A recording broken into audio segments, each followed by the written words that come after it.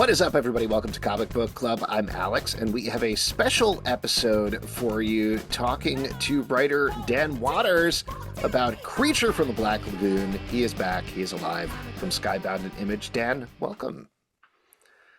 Thanks very much for having me. Yeah, Yeah. wait, who's back and who's alive? Me or the creature? I don't know. I can't speak for you, I guess. But I assume the creature is back in the sequel series. I did want to ask you before we jump into the book and talk about it. I'll just mention for anybody listening, we are eventually going to jump into spoilers for the book, which will be out today in stores everywhere. But you did this with Ramv. You're part of a studio hmm called White Noise. I'm sure you've talked about this incessantly, but I'm always very curious about creative collaborations like this. How did this come about, and how does it actually work as a studio, as this collaboration between you two? Yeah, I mean, we've done. Ram and I have written a bunch of things together at this point. From sort of, uh, you know, film Bibles that have gone nowhere or haven't gone nowhere. And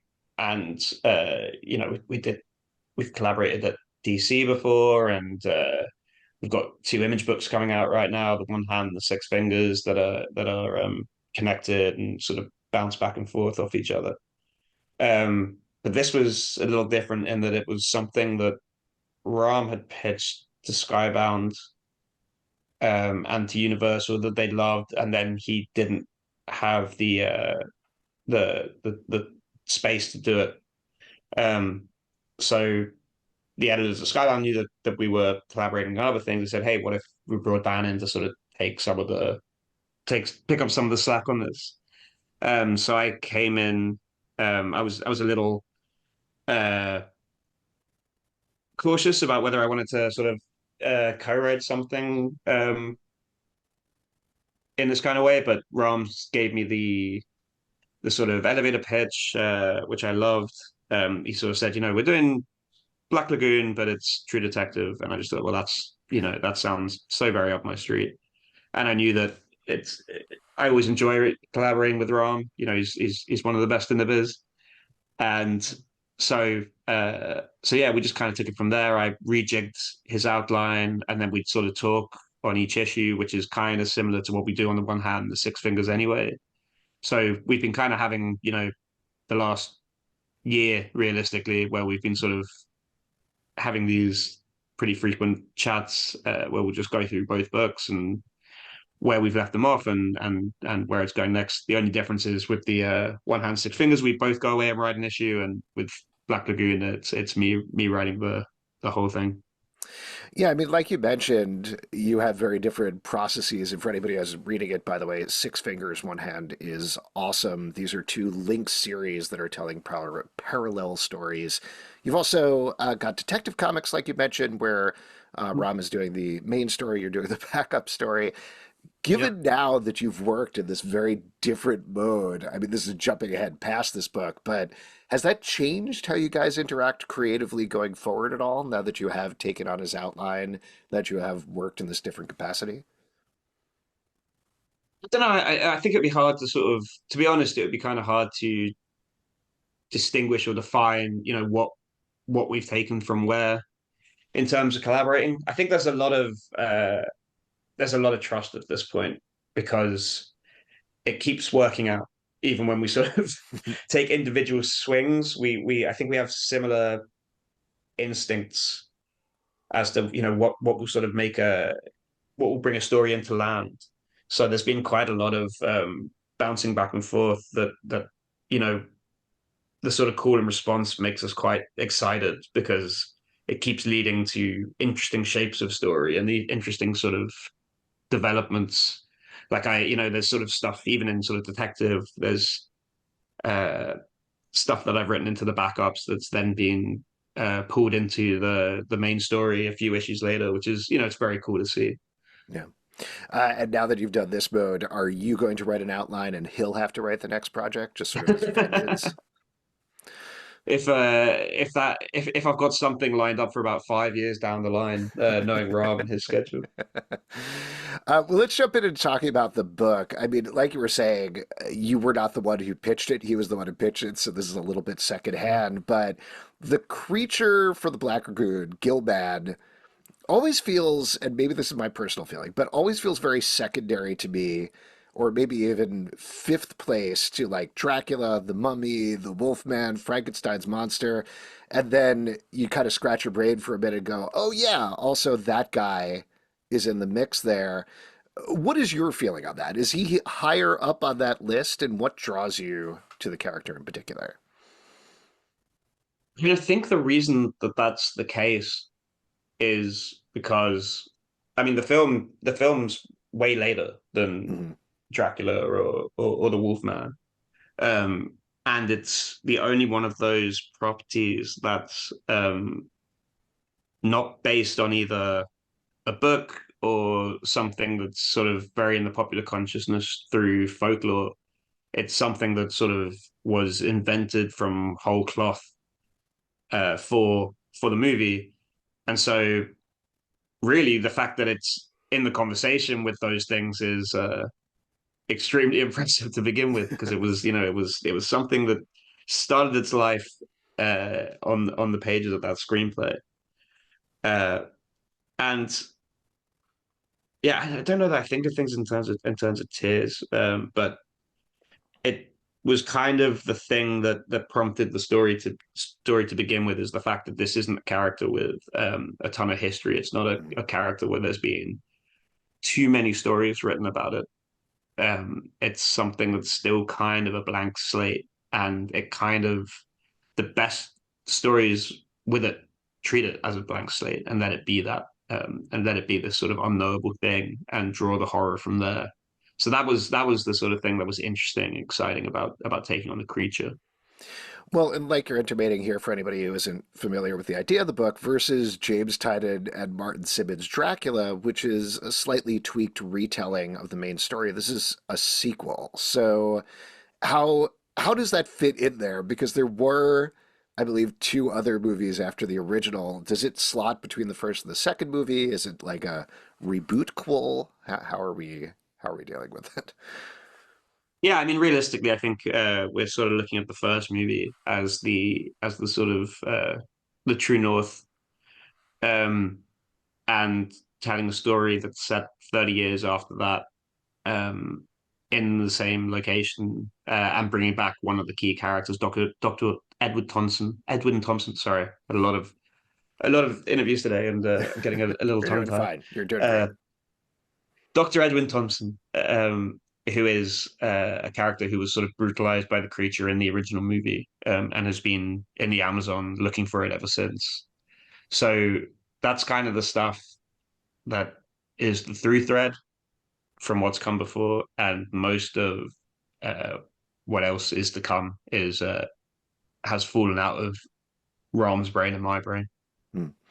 Well, you've hooked the story, or at least the first issue, around a journalist named Kate Marsden, who, from reading the first issue, is very much at the end of her rope with this. She's, I believe, pursuing a killer. She's kind of mixing up the killer and the monster, like who's the monster, who's the actual monster type thing going on there. What led to this approach, and what led to this character? What was interesting about her to both of you?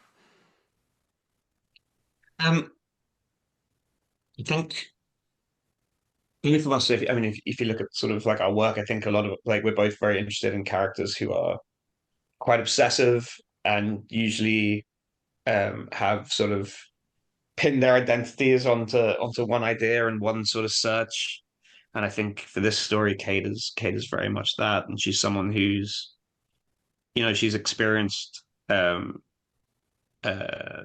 some horror at the hands of this killer who she's now pursued, you know, across an entire continent, um, and arrived to find sort of people talking about a monster and these killings, and as far as she's concerned, it's got to just be this guy. Which obviously, it being a creature from the Black Lagoon book, she might not be entirely right on that, um, but probably more right than the people around her thinks. So yeah, I think that was it. It was taking a character who's been sort of treated as a victim, and who is absolutely furious about that, and will not let that be her story. Um, she's also very obsessive, and she has her own sort of ideas about the creature, and what that means to her is kind of it's going to take her to it's going to take her to some places by the time we're done. Yeah. At least in the first issue, obviously I haven't read ahead, so I don't necessarily know, but there's a really strong theme of drowning, of water, which of course makes sense with the whole Black Lagoon thing. And that was the moments that really to me felt like your writing, felt like Ram's writing as well, just in this very lyrical sense of dealing with this. What led to the decision to use this theme other than it's a lagoon? Oh yeah, so I think the fact that the creature is, as I was saying, it's this less noble thing. We kind of want to treat it as very mercurial and sort of, um, you can never quite get a grip on it. You can never quite understand it, and that's kind of a psychological horror concept in itself. And I think we think about the brain and sort of psychology in similar terms. It's the thing that we are literally using to have this conversation and to think about these concepts. We don't even understand that in itself, and it's such a fragile thing. And we try and fix it in all these kind of ways that are really taking blunt instruments to something that's uh, almost ethereal to us still at this point. So there was a correlation there between the mind and the creature, and when either of those things turn on us. So we've got quite into sort of like researching sort of brain damage from drowning or near drowning. Brain drown brain damage from drowning is pretty extensive, but from sort of near drowning experiences and how that can sort of change your entire personality, or in ways that we don't understand. And I thought that was a really interesting concept to sort of tie into this story. It's interesting you say that because not a lot of that makes it into the text, but it certainly, to your point, provides a nice groundwork for it. When you're doing research like that, how do you modulate yourself? Because you're spending all this time looking into all of these things about brain damage and ultimately whittling it down to something like, say, one line or two lines. Yeah, I mean, I think research is great until it's become a excuse to not write. Which I think it's when you start to feel that's when you're like, okay, I'm going to put the book away, or I'm gonna close the Wikipedia tab. Um, but yeah, I mean, I love it's the comics I loved when I was getting into them was the ones that just brought in interesting things I'd never heard of. The first comic I remember reading a script to ever was the Grant Morrison, Dave McKean Arkham Asylum book, and it had the script notes in the back, and they were so extensive, and it was the first time I'd ever seen a script at all. And I was like, oh, okay, this is what's expected, as a sort of knowledge base for any issue of a comic. Because then I didn't know that most people and most books don't go into that much depth. That not everything needs to be a piece of tarot symbolism, or related to the I Ching, or some movie from 30 years ago. But I went in thinking that's the norm, that's the standard that I need to reach if I'm going to do this professionally. And I'm pretty glad that I did, to be honest, because I think it's made me push myself. I wanted to ask you about Matthew Roberts' art on the book, which, Mhm. particularly in those drowning sequences, is so phenomenal. And I use the word ethereal, I think, which seems very apt there. What was it like working with him on this? Yeah, fantastic. It's been a very sort of seamless collaboration. Sort of, scripts go in and pages come out, um, which is fantastic because they just sort of appear whole in our inboxes, and they always look incredible. And yeah, I'm glad you said the same thing, I think, which is that those drowning scenes and those underwater scenes are like the ones I really look forward to, and I really look forward to writing them because I know that we're going to get back something really spectacular. Um, those sort of quiet underwater moments have been the I think my favorite parts to write, and I think they really stand out in the book. And if those hadn't worked, then maybe the book wouldn't have worked. Uh, Getting back to the story a little bit. So, and I don't say this dismissively at all, but it's very hard, particularly at the end, and I know we're just at the beginning of the story, to not think of the shape of water when you get to the image of a fish man looming over a woman. Was that on your mind at all when you were tackling this, or was it on your mind and then you pushed it out of your mind? Yeah, I think I know Ram's a big fan of that movie. Wasn't wasn't even my favorite, to be honest. Um, but I think, it's more that the shape of water is drawing from the creature from the Black Lagoon. Mm, You know what I mean? Like the image of the woman and the creature is, it's iconic from the creature from the Black Lagoon. Um, but I think something we're probably trying to do similarly to the shape of water is, you know, sort of subvert that a little bit. It's not mm. about a sort of damsel in distress. And that's very much what Kate will not be in this story, what she will refuse to be. Well, that said, though, I think there's an argument to be made that a lot of these Universal horror movies are actually romance movies in a way. Like Dracula is very much a gothic romance. I mean, that's kind of what it is. And here, like I was saying, again, I don't know where it's going to go, but you do have this creature looming over her. Was that any part of the equation when you were tackling this book? Uh, like there was a romance, and like not even with the creature itself, but I think the romance element all kind of got whittled away as other sort of themes became more interesting and but kind of got a little darker. Um, but obsession, I think, is Mhm. a big theme running through the whole story. But that mainly centers around the creature and how people think of the creature. Just to swerve away from this for one second, wanted to ask about another Skybound book you're working on, and I don't know how much you can talk about Mhm. it, but you have Destro coming up.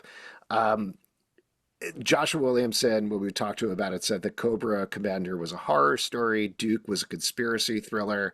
What is Destro then in your mind? Yeah, I mean, a little bit of both, to be honest. It's kind of this tech thriller, but I do love that Destro is basically sort of, his whole look is sort of pro wrestling Dracula. Um, Meets the man in the Iron Mask, and I really wanted to get some of that in there as well. But yeah, I was excited just to tell this sort of this action story and sort of ground some of the GI Joe concepts into sort of future tech because the whole character is sort of he's always looking forward. He's got this long line of family history behind him who have all done the same thing, who have all sort of shaped the world through having their hands on the guns first, knowing what's going to be next. So I think there's a tech thriller element, which is maybe the thing that singles it out a bit. Awesome.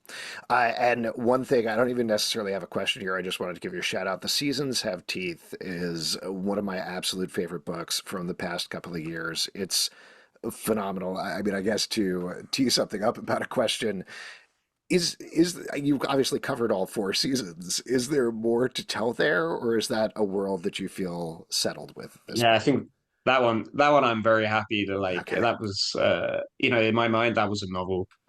So Mm, I don't know that you could do plenty more with it in terms of the world building, but I think that book, the world building was very much not the point. It was sort of the back door through which to mm. tell a sort of a story about a guy who felt like he'd kind of messed up in all these kind of ways and was looking back on that. Yeah, I think I was going through something when I made that book. So it's always nice when it landed for people. Yeah, whatever So you're thank going you. through, I definitely went through it too when I was reading it, so I appreciate that. And just to wrap it up and get back to Black Lagoon, now that the first issue is out, what can folks look forward to in the rest of the series? Um, the one thing I'll say is like there's something interesting about approaching sort of horror stories that are 70 odd years old now, and finding ways to make them still feel like horror stories in the here and now. And I really wanted to make sure that that came through in the creature from the Black Lagoon. So I think there are some curveballs coming up in that kind of space that maybe people aren't expecting, that I'm excited for people to see. Excellent. Dan, thank you so much for coming on. Thank you for chatting. Congratulations on the book. Oh, thank you so much. Thanks for having me on.